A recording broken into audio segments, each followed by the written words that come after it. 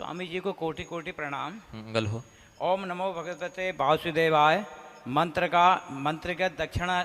दीक्षा नहीं ली है। हाँ। मगर ये स्वाभाविक आपका रूप से ये आपका अपना प्रश्न है कि किसी और के प्रतिनिधिक रूप में आप पूछ रहे हैं? नहीं किसी और का प्रश्न हाँ, है? हाँ। तो वो जो प्रश्न कर रहे हैं वो स्वयं क्या है? ब्राह्मण हैं, क्षत्रिय हैं, शूद्र हैं, वैश्य हैं, स्त्री हैं, पुरुष हैं, क्या हैं? क्योंकि ये नियम बदलेगा फिर। हाँ जी जी।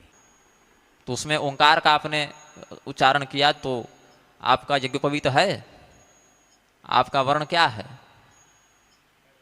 हाँ वर्ण का तो नहीं सर, जाति से कुर्मी समाज है। हाँ हाँ। अब वो क्षत्रिय में आते हैं, किस में आते हैं मेरे को नहीं देखिए मालूम। बात ऐसी है कि किसी काल में अगर क्षत्रिय में आते भी होंगे तो कई पीढ़ियों से यज्ञोपवीत आदि का लोप हो जाने से वो शूद्र वर्ण के अंतर्गत ही परिगणित हैं।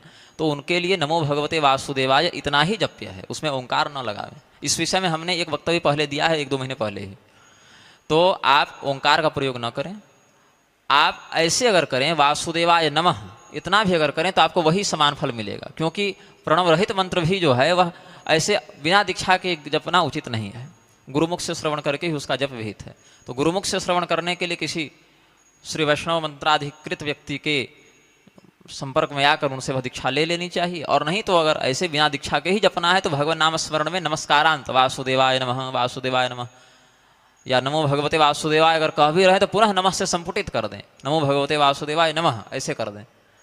ऐसे कर लेंगे तो आपको वही फल मिलेगा, वही कृपा मिलेगी। तो स्कंद पुराण में शिव जी ने एक स्पष्ट निषेधाज्ञा दी है नागरखंड में कि ब्राह्मण, क्षत्रिय, वैश्य, पुरुष यदि यज्ञोपवीत के शास्त्रोक्त मर्यादा के अंतर्गत आते हो तभी ओंकार पूर्वक इन मंत्रों का जप कर सकते हैं। वहाँ तो देवी पार्वती जी ने प्रश्न किया ना कि मैं ओंकार पूर्वक जपूं कि नहीं, बोले तुम स्त्री देह में हो इसीलिए केवल नमो भगवते से आप प्रारंभ करें।